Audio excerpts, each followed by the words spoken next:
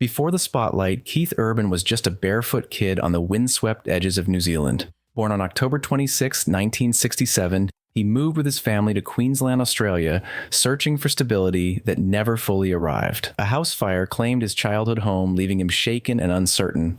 At home, his father could be both nurturing about music and intimidating in other ways, and for young Keith, the guitar became more than an instrument.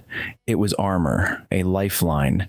By age 6, he had already found his escape in music, performing in small pubs and local contests while other kids were learning simple childhood skills. Every applause was fleeting, but each note gave him a sense of control in a world that often felt unpredictable.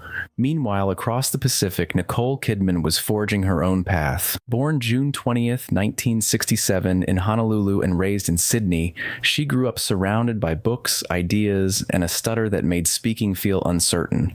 Shy and observant, she found freedom on stage, first through ballet, then theater. Early performances taught her the power of presence. That stillness could speak as loudly as any shout. By her teens, she was already acting in film, laying the foundation for a career defined by discipline, focus, and fearless artistry, trials, losses, and personal battles. Before their paths crossed, both had experienced heartbreak and challenge. Keith had endured failed relationships, brushes with addiction, and the relentless struggle of a music career that didn't immediately recognize his talent. Nicole's life had seen the highs of love with Tom Cruise, the heartbreak of miscarriage, and the pressures of public scrutiny. Both learned lessons that were quietly shaping them, preparing them for something stronger and steadier, finding each other. In early 2005, fate brought Keith and Nicole together. It wasn't fireworks or instant passion, it was recognition, a quiet understanding of shared struggles and resilience.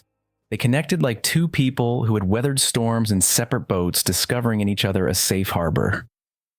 By June 25, 2006, they stood under candlelight in Sydney, promising to try again, to try for real.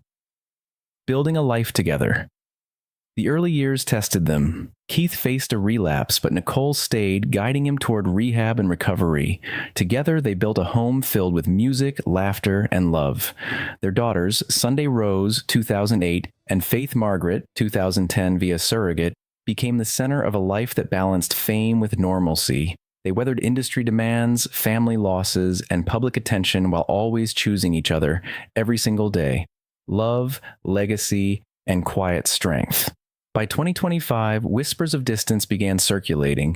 Separate appearances, quieter nights, subtle signs that life had shifted. Yet even if this chapter is closing, it doesn't mean failure. For 19 years, Keith and Nicole turned pain into family, craft into shelter, and survival into something ordinary yet miraculous. What remains isn't the gossip, it's the music, the performances, and the lessons they leave behind. That love isn't perfect, but it's present. That second chances are real, and that quiet, everyday resilience can be the most powerful legacy of all.